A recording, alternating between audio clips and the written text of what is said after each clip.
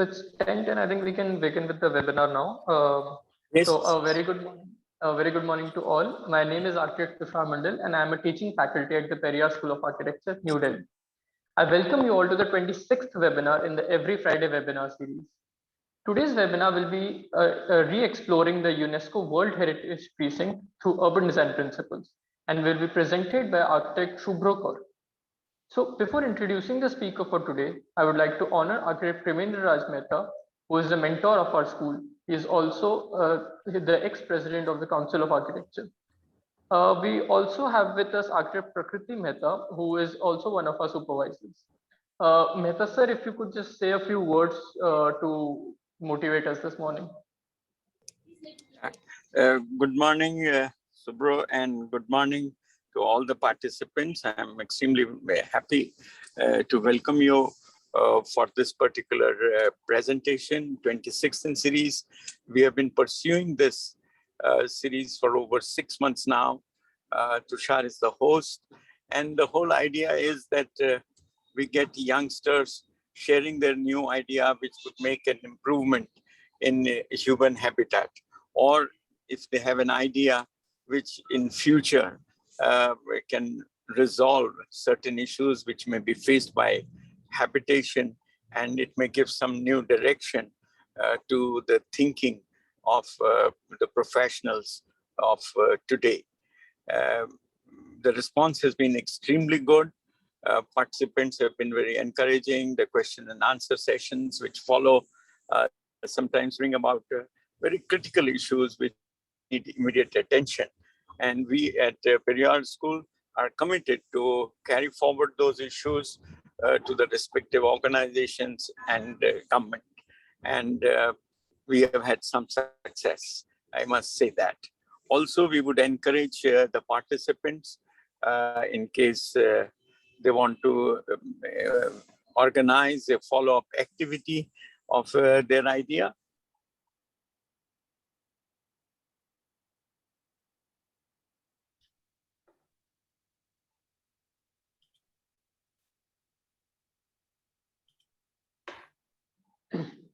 I know he's a very bright architect. I've had a chance of interacting with him, and I wish you all a very enjoyable and interactive session with Shubhra. Good luck. Thank you so much, sir. Now I will introduce the speaker for today's webinar. Shubhra Kaur is an architect and urban designer. He has been involved in the design of various large-scale and multi-layered urban design and master planning projects. He completed his Master of Urban Design degree from SPA Delhi in 2015 after his graduation in BIAS from IIEST Shibpur.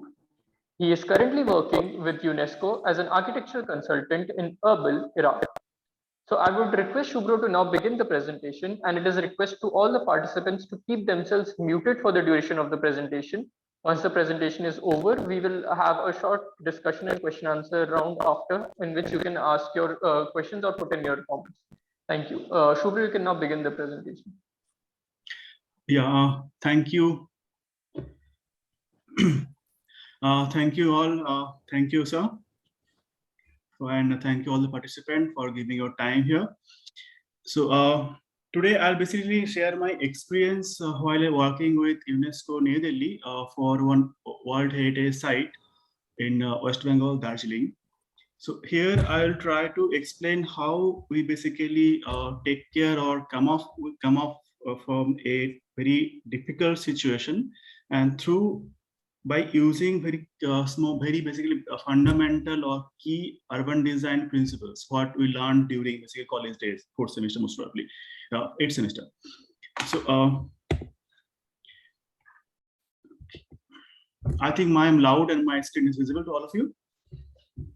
Yes, you're audible and the screen is visible. So just as a disclaimer, Shubhra's webcam somehow is not working, so his video will not be visible to us.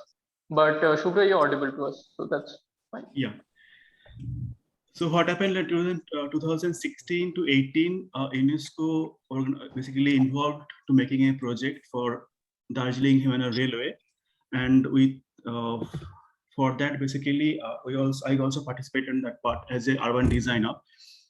So I'll today kind of tell a story and based on my experience. And the story have 5 different chapters, you can say, and initially 4 chapters. Like I'll briefly discuss about that what is DHR all about, and what is our project. It's called Comprehensive and Conservation Management Plan, or called CCMP, about very small briefly. And very briefly we'll discuss the overall objective of the project, and briefly on that methodology, what CCMP followed for the project. And we'll focus more on the last chapter, where I'm going to discuss how we overcome a key issue through the principles of urban design. So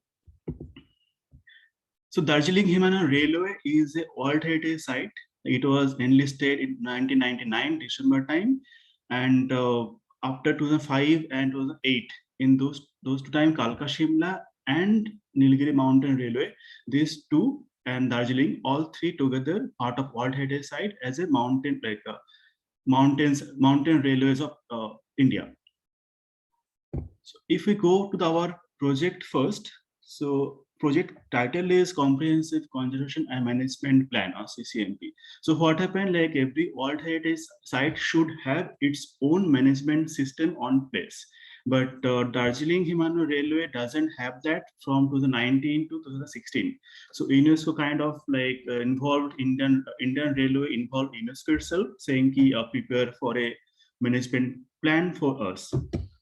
So that's happened. And if we talk about very briefly about the overall objective of the project, so based on many other key points, I focus only 4 key points. First of all, we need to identify the core zone and the buffer zone. Core zone is something the property owned by the heritage site, and buffer zone, the area need to give safe or a cushion for the core zone. And then obviously we can't omit the development pressures, so buffer zone need to be controlled. So need to create a buffer zone management plan, and then overall conservation and maintenance manual for all the tangible elements like buildings, rolling stocks, steam locomotives, all the stuffs. And at the end, we need to establish a unique framework for the institution. Like till now, in like Darjeeling this DHR also worked as a basically part of mainstream Indian railway, and many the rules are applied here. But under understanding of being a very small narrow gauge railway, so you could try to follow the broad gauge rule, it might not work. So that's why we need to have a separate, independent or unique management framework only for this particular railway. And maybe based on cases, we can basically take similar kind of examples and follow for the Kalka Simla Mountain Railway or Nilgiri Mountain Railway. So that's a very key idea about the project. So what happened, like when you start when you basically UNESCO got the project, so they are very happy, saying you already have a proper defined framework by UNESCO itself how to deal with a historical urban landscape. So UNESCO recommendation for historic urban landscape, it was published in 2021. So we are happy and we can adopt the same methodology for our project. So the methodology indicates 6 different components. Very first, need to find out the mapping system or map available for the site. We need to find out whatever the natural, cultural, or human attributes are there. Then based on their values, we need to segregate those. We need to identify the threat or vulnerabilities of the particular OUV, or you can say basically all the heritage components, and then need to integrate those components into a development framework. And second last stage, we need to find out the procedure or method how to conserve those. And at the end, we need to integrate the entire system with the local stakeholders, communities, and with the established management system. But what the challenges we got when we reached Darjeeling site and tried to intervene with the project? So we found that Darjeeling DHR doesn't have its own map. So enter 88.48 kilometer long stretch, they doesn't have the property defined ownership map. Fine. So initially we spent a couple of months time. We've been to land revenue department. They don't have. We tried to collect through libraries, but we couldn't find proper map. And we've been to a government of India also, say seeking ki, okay, let's provide us the entire map of the region. But India government also denied to give us the map. And then UNESCO saying ki, then how can we proceed? So let's understand why India government didn't give us the map. So if you notice or focus on the location of Darjeeling, it's a very strategic location. So you can see that the Google Earth image indicating here. So you can see mountains, like snowy mountains upstairs, full green forest, everything, and high terrain. So, but problem is that our site is very close to 4 international borders like Nepal, Bangladesh, Bhutan, and China. So being a strategic location close to international borders for national security, India government didn't give us the maps here. And apart from this, our site have 3 different army cantonment and 1 basically Air Force base also close by. So we understand that we won't be able to get maps from India government. So we need to do our own maps. So for that, we contacted one survey agency who do a drone survey or topography survey, but we found that drone survey won't be like good for us because so dense forest, so we won't be able to generate good quality maps. And when we came into the total station survey, on ground survey, basically the agency told that they need at least 4 to 5 months time because the entire length is quite high, terrain is very difficult, and on top of that the temperature in Darjeeling just during November, December time. So it's almost close to 5 degree or close to 0 degree. So then UNESCO saying, okay, fine, but we never faced these kind of difficulties. We're going to like tackle a World Heritage site, but we don't have a concrete map with us. So how to go with it? So idea is that if we are not intervening or if we are not proposing a decent buffer zone management control plan, then definitely upcoming all those small buildings, development pressure going to encroach entire property and we lose the landscape. Tourists or people will lose the opportunity to have a memo to capture their memory, keeping Kanchenjunga at background with this fabulous steam engine as foreground, or the local kids will miss their childhood memories. The first photograph with the steam engine. So these steam engines are around 140, 130 years old. So being a team, we start doing research, our own research, finding historical evidence, maps from local libraries. We try to interact with the local people who were a part of DHR earlier, maybe the DHR local pilot or maybe gangman or worker in the workshop. We try to capture their stories, how they worked with it. So all those verbally images, what we try to map in our mapping system, and we get in touch with a couple of steam locomotive enthusiasts, national and international both. But from all those resources, we are kind of not able to generate a concrete overall mapping system. Then we thought, okay, fine, let's come to local people, and we reach around 67 schools along the stretch. We organized 6 different awareness program or community participation program to get their ideas, but nothing much happened. So like small glimpse of the programs what we organized during our that initial 2-3 months time. So we engage local school kids for multiple like sketching, photograph, video making, poetry, all those kind of events.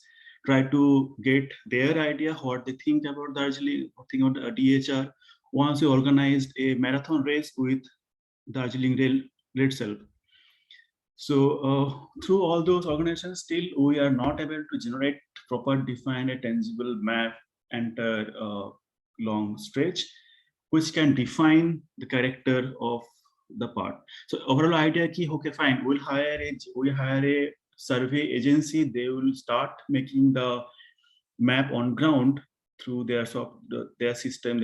I can generate drawings, and in the meantime, if we can basically find out what kind of like character this place have.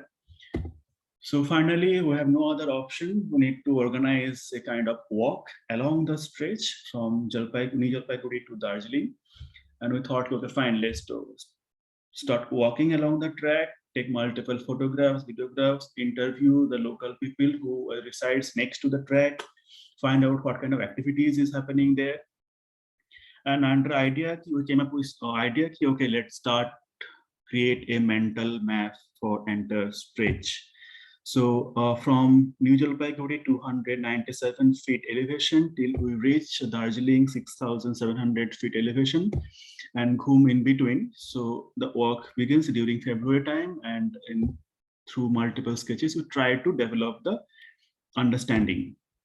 So overall, basically, in any case, we are not in a position to destroy this view from train. So this is a kind of inspiration for us to stick on the plan. So from that, our like recommendation from UNESCO, we took initial 2 chapters, like we need to survey, we need to mapping the system, we need to find out all the heritage attributes what we have, we need to find out the peoples who lives nearby, all the resources, plus we need to basically find out this value to the property. And to understand or give the 3-dimensional values of particular space, we thought, okay, let's integrate or let's infuse that essence of the character of the place with our mapping system too. So combining these 3 segments, we find out, we can thought, okay, let's while define the character of a place, combine these two, blend these 3 components together and generate something which is going to be useful. And in the meantime, our GIS, our basically survey team, they're also generating the drawings. So in the meantime, when they're done with their AutoCAD or drawings in hand, we'll be having all the study done in maybe sketch format. So this entire idea about mental mapping come into picture. So we all know very basic key component what we learned during our 8th semester in colleges, urban design studios. So serial vision, enclosure, edge, path, node, landmark, the use vista, activities, people, morphology, train, text, those are small components which are the key component to define entire exercise. So usually the mental map, if you think, is more into 2D format and very much into sketchy format. So how to get our defined outcome from it. So after multiple discussion among us with stakeholders, we decide, okay, fine, we'll at least get 3 parameters on place: distinctiveness, significance, and identity. Maybe through this, we can generate something in hand to get the idea about the various places, which is changing from downstream, from flatland to upstream. Because you say like the entire character is not equal or not similar all the places, based on the landscape, based on the forest presence, based on the people activities changing rapidly from New Jalpaiguri to Darjeeling. So get much more detailed idea with, okay, we subdivide our study. We thought, okay, let's figure out at least this kind of component where we'll document the landform. It is a flat terrain, non-hilly terrain. We will define that morphology. We're having a dense grain fabric, texture, enclosure, all those stuff. We need to understand what kind of development is happening in terms of build form, their material, their construction technique, their sizes, and what kind of uses happen there. Being a naturally enriched area, we should not omit the natural presence. So need to demarcate the forest, type of plantation dominating that area, tea estate, any other geographical formation. And as Darjeeling Railway is not something like Nilgiri Mountain Railway or Kalka Shimla. So those 2 mountain railway have their separate dedicated railway track. But in Darjeeling, we share a road also. The Hill Cut Road and Darjeeling rail track is cross each other around 100, 700, 8 times. And people, all the settlement basically grows just next to it. So we can't omit peoples also. So under idea, okay, fine, how to mapping that interlink with the community, how community also aspired or really linked with our track, our open spaces. Those also need to be documented.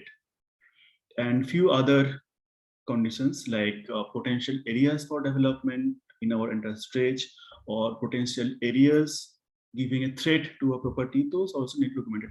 So in terms of documentation, we got some geographical GPS location as well. And we thought as only not a plan form might work. So we need to get kind of more or less schematic sections, and maybe perspective sketches also can generate the idea and can replicate while explaining the other stakeholders. This can also help us to give them understanding what the place all about, apart from small videos and photographs too. So we draw multiple more than 100 small sketches to get more or less entire areas. And finally, we came up with the kind of overall idea. We can define entire 88.48 kilometer long stretch, primarily on 6 character zones. So entire idea while we're developing that buffer zone management system on place, we should have an idea of which particular zone should fall into what kind of development control. For that, we need to demarcate a zone also. So from this study, we defined the entire place into 6 different zones. Again, zone 5 and zone 6 again subdivided, and each zone also divided into multiple areas that we'll discuss later. So you can see the hand sketches what we drawn, and then hand sketches replicated in the Google image in the format. When you got that survey drawing on hand, again those entire study replicated in the main drawings. So here there are like 5 key points mapped here for today's PPT. So we defined entire stretch in terms of views and vistas. So like the particular diagram is indicating entire stretch, which segment have more intense view, but this doesn't show us what kind of view we'll get. So next study, we're saying, okay, fine, where last diagram we show that intensity of view, but here we can see what kind of views are getting. So we're getting a view of mountains with hamlets or settlement. Are we getting a views of horizon long mountains with tea garden at foreground and background, or are we getting a views of natural establishment? So those all kind of segment are mapped in the mapping system. Then if we're talking about natural beauty in terms of forest or tea gardens or any other formations, what kind of forest is it? If it is tea garden, so mark the tea garden. If it is rainforest or tropical forest, so all those again mapped during this particular sketches. And few other segments, the key nodes, transportation nodes, all the stuff. And finally, what kind of development happens both the side of our design or Darjeeling track. So you can see from Darjeeling NJP2 while climbing up, the entire build form is changing because based on the natural terrain or available material, the typology of building also changed. So from maybe a team shed, we can go for concrete brick structure. And again, in few areas, we have that charm of old architecture, old traditional build form with timbers. But in the more city areas, due to development pressure or tourism, they have more hotel or restaurant, multi-story building like G+3, G+4 buildings. So not only in terms of photographs, the entire building types, construction technique, all are kind of documented into like final character appraisal report. So again, the beautiful DHR, all those expressions. So if I just told you that DHR is not something other railways, it share a common path with mainstream vehicular road along with the main spine for the local neighborhood. So you can see the same track is being used for as a pedestrian walkway. Sometimes they carry water also during weekend bazaar or hut. They use the entire track for the like extended space for commerce. Some extent you will find the entire open space of track as a used extension angan for the household who stay nearby. So now this part is clean, but some extent find they are hanging their clothes, they are putting their household like stuff on the track. So this is how the open space of the track is being utilized by the communities. And obviously the dramatic hide and seek kind of role where track is kind of merged with the household building. Sometimes it's come in front of your door, sometimes going behind your like backyard. So this kind of situation happens. It's very interesting. And obviously in a few areas like Shukna, that is like a wildlife sanctuary, you will find that elephant corridor as well, and with the dense forest. So after all those small ideas and photographs, although as I discussed earlier, we defined the entire zone as 6 different character zone, and again 6 zones subdivided multiple areas. So I am taking a kind of case example of zone 3. I will discuss in 3 different zones. The first one, zone 3, where we just talk about Shukna forest. So entire green segment is indicating the dense forest, where we have no single settlement because it's a restricted zone. And in the or blue part indicate the area where we have dense forest, but still we can find a few hamlets. And in terms of sketches, you can notice how we try to understand the kind of setting, the track, hill cut road, and the forest. Sometimes go very linear way, sometimes zigzag, cross each other. And in terms of when you try to understand the visual connections with the other side, or how the entire tree or trunk of the forest is defining the enclosure of entire stretch. So those small ideas are documented here. Again, another photograph, this area called Tindharia. So it's basically they called it heart of DHR because they have the main primary workshop here, and the township kind of grows based on that workshop. So very old, pretty old area here. So if you see here how the traditional buildings are respecting the DHR. So buildings are not going above the DHR track levels. Here you can see that views are not obstructed by the old developed buildings. So here the entire study, that particular blue area. So here I can see how the older buildings are slightly below the track, where your views and vistas are pretty open to the valley side. You can see the undisturbed views, but all those buildings coming up last 10-12 years, they are very close to track. First they are creating a dead edge to the views. So this kind of like threats we started documenting in our studies.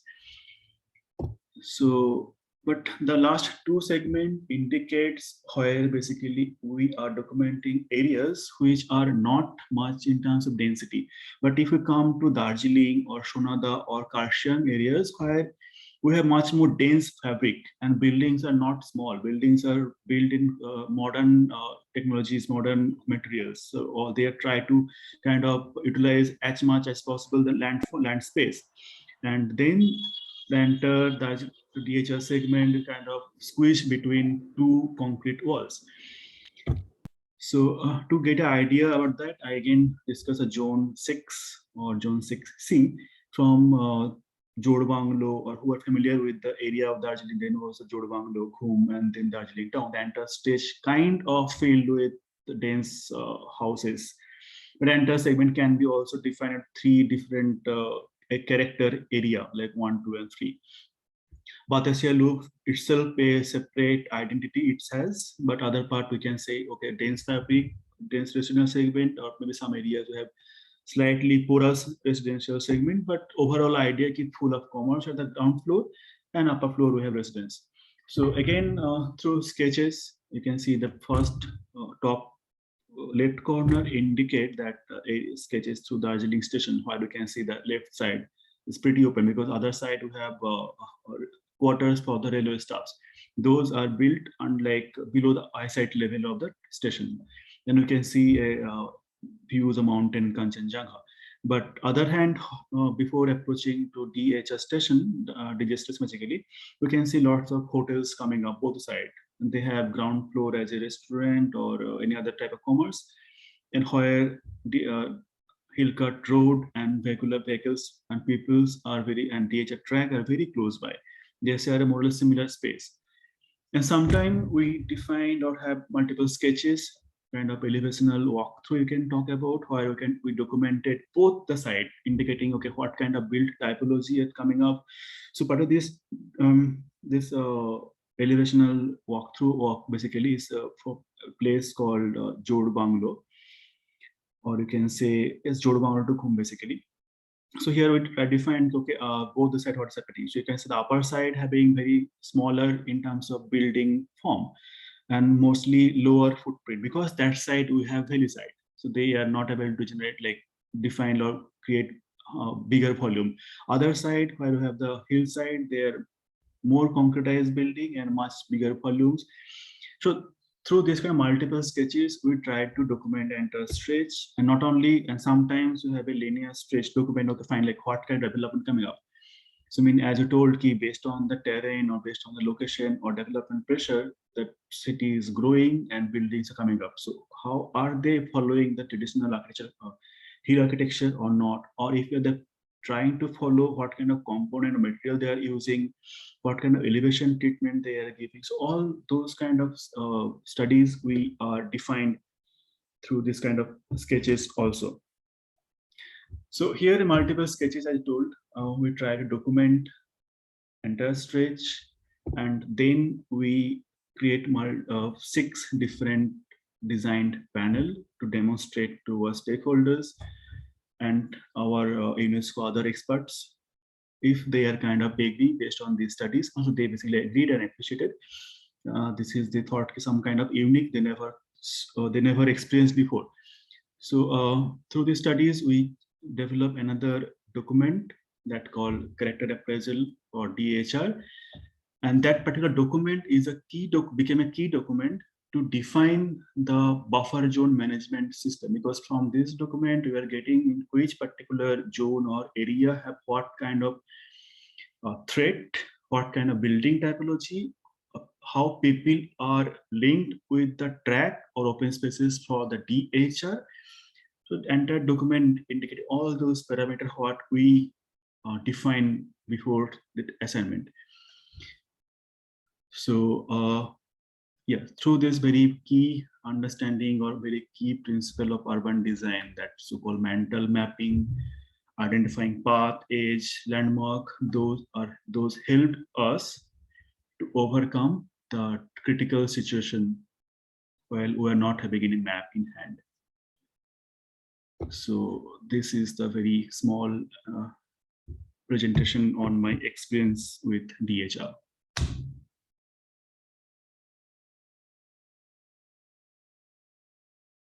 Okay, so thank you, Shubhra, for the amazing presentation. I think it was very well explained as well and very detailed. So participants can now ask questions, and you can either put the question in the chat box, or you can just unmute yourself and go ahead and ask your question, whichever you feel more comfortable with.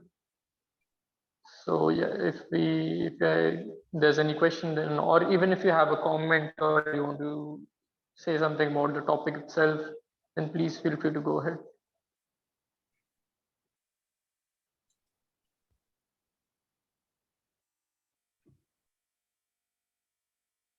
Okay, so let yeah, me, can I say so something? Shubhra, let me Tushar? start with a question. So throughout your presentation, the one I think common factor that I was able to see was that you had a very grassroots level approach to the data collection, right? Since it was like sort of the necessity of the project itself. I would want to ask about the logistics of the data collection. That since these are all sketches and which you had to go in place, and for example, you said that for that whole stretch you had to create like 108 hand-drawn sections to figure out what sort of stretch you have for the project. So, how like did you employ the local like let's say artisans or was it all sort of like urban designers who had been involved with the project or with the internship who came in and did this or did the whole mapping? If you just talk a bit about that. Okay, for that assignment, basically I was alone. What we hired the 4 junior architect, they were more into documenting the tangible element, the building oriented drawings. And for that assignment, I interacted with many local people and try to understand how they are kind of linked with DHR, what they feel, how they utilize the like open space of the track, and what their aspiration in terms of DHR, how they want all about. But okay, we don't have any other resources to help me out there. So, and Yes, through sketches Okay, only, I see. and we have some GPS document to mark the location. I see. I see. Okay. So I think Mehta sir has raised his hand, so I think he has a few words to say. Sir, please go ahead. Yeah. Shubhra, first of all, let me say, I think excellent presentation and excellent work done by you, being the only person there.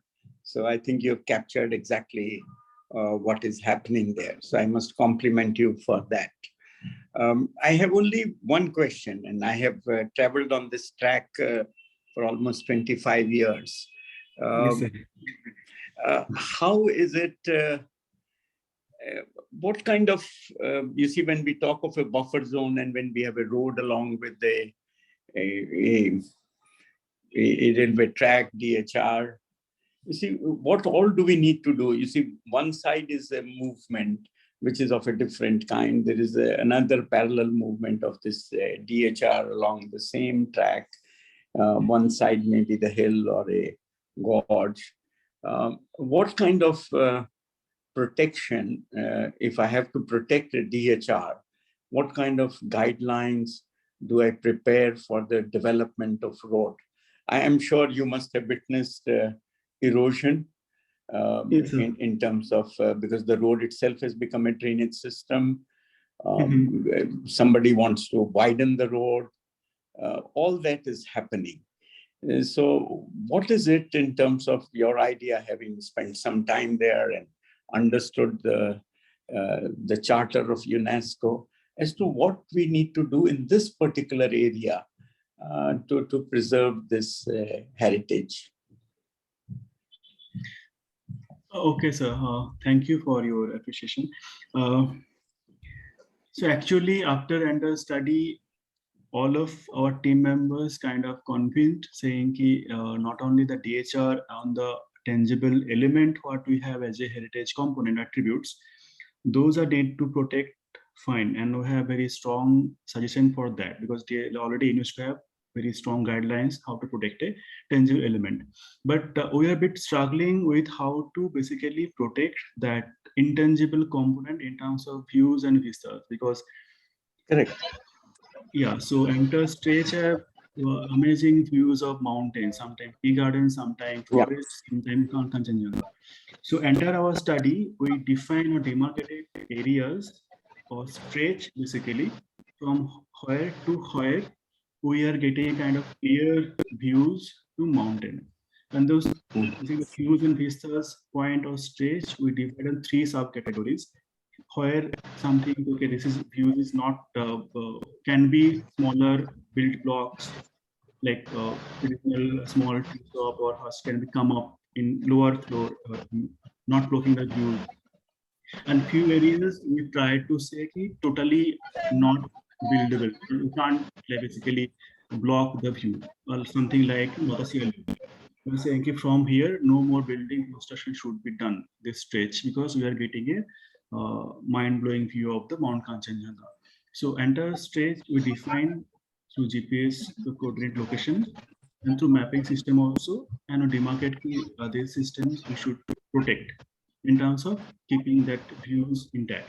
And we try to establish a mechanism with the DM office, saying ki railway like loco pilot or guard, if they notice any upcoming projects happening next to train track, they will inform to railway management, and through railway management and DM office both together should kind of stop or restrict that particular development. So this mechanism we propose from our side.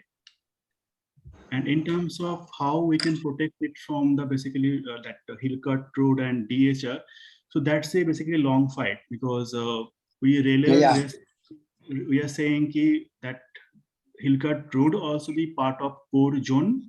But if we Yes. say that, in that case, that hill cut road also be a property of DHR. But PWD West Bengal, they are not ready to sacrifice that. So, so that No, is no. still a big condition actually. But they have like a few old engineers they have. they're very sensible to DHR. So while they are speaking, they're saying ki while we see a train is coming or any construction need to happen, so we consult with the railway engineers too before doing that task done. But what happened nowadays, all things are happening through contract. In that case, they are not new contractor, they are not bothered to inform, they are not bothered about the heritage part. So these things are degrading. So, what I know till now, that railway is still struggling with dealing with this PWD roads.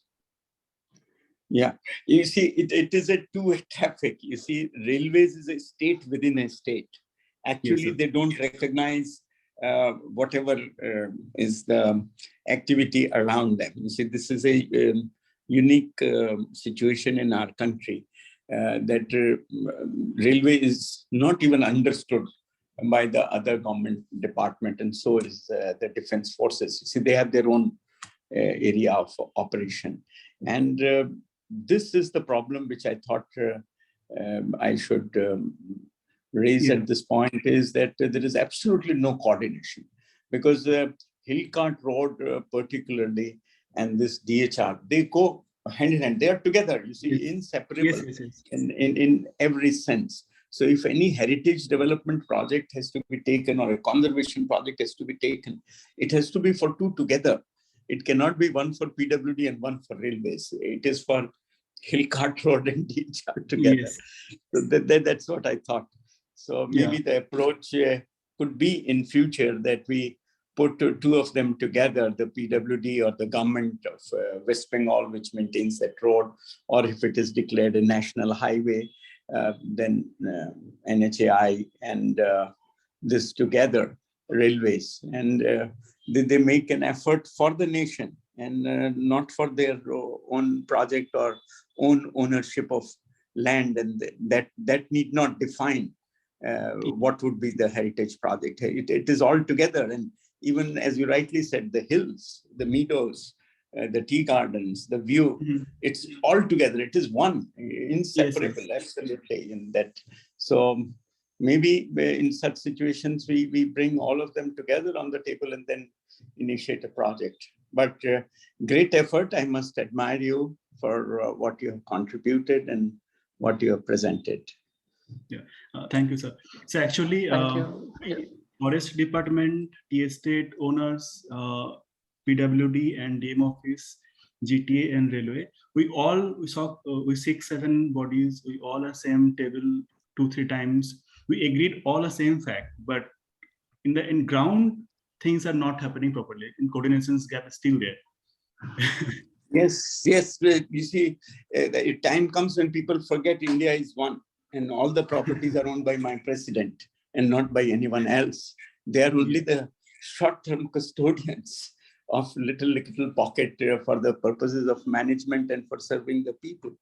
But we have only one single owner of the property, the president, and no one else.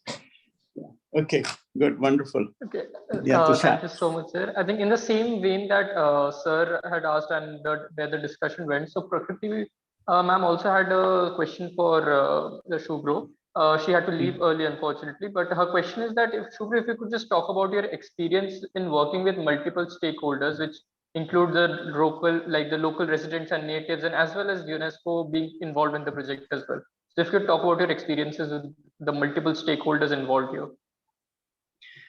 Okay, so for this, let's start from the local people basically.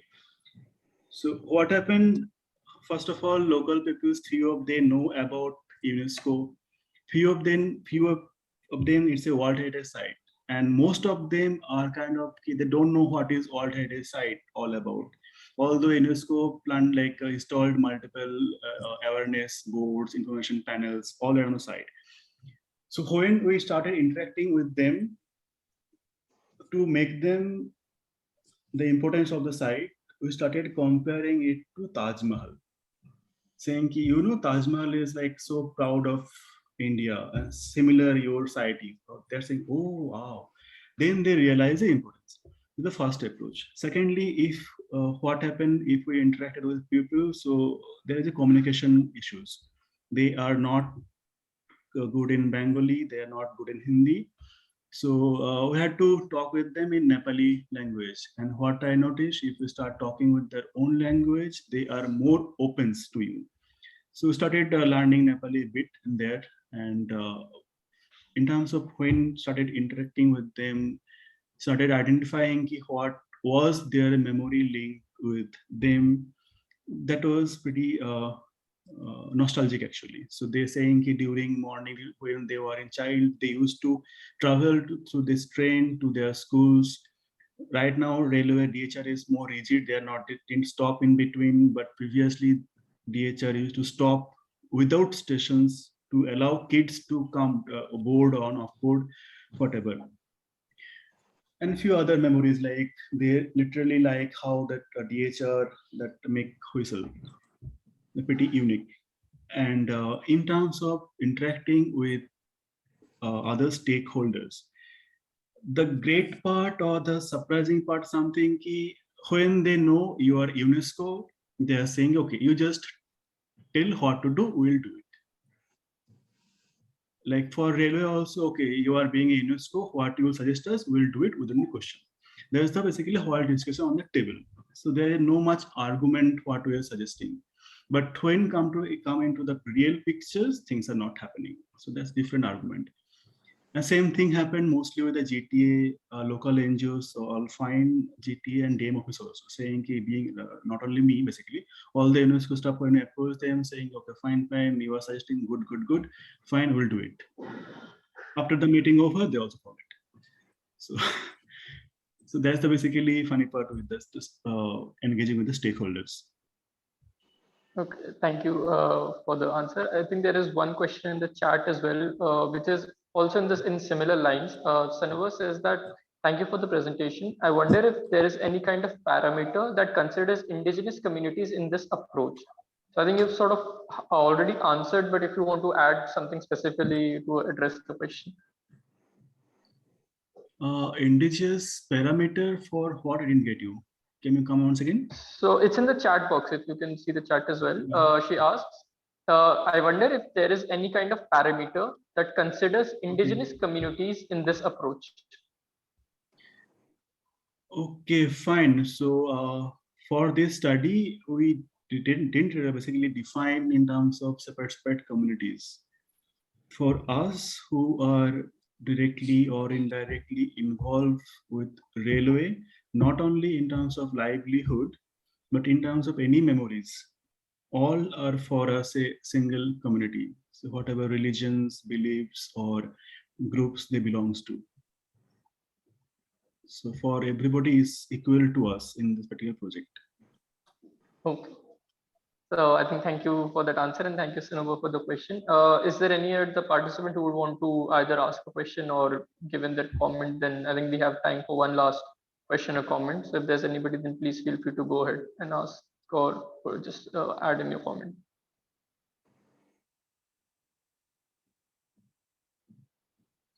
Is there any participant? Okay, so I don't think there are any other questions. So I think with this, we can bring the webinar to a close.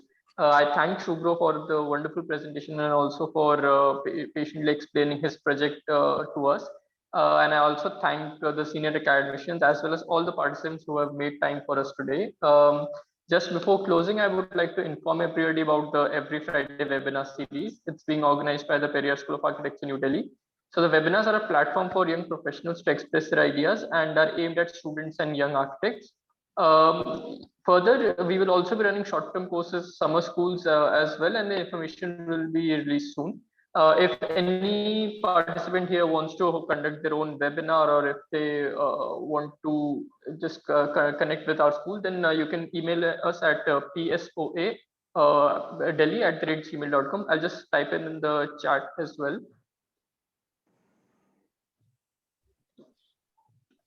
So on this email, if you have any questions or comments, then you can connect with us and we'll be happy to engage you. With this, I would like to bring the webinar to a close. I once again thank Shubhra, and everybody please have a good day. Thank you. Thank you, sir. Thank you all. Thank you, sir.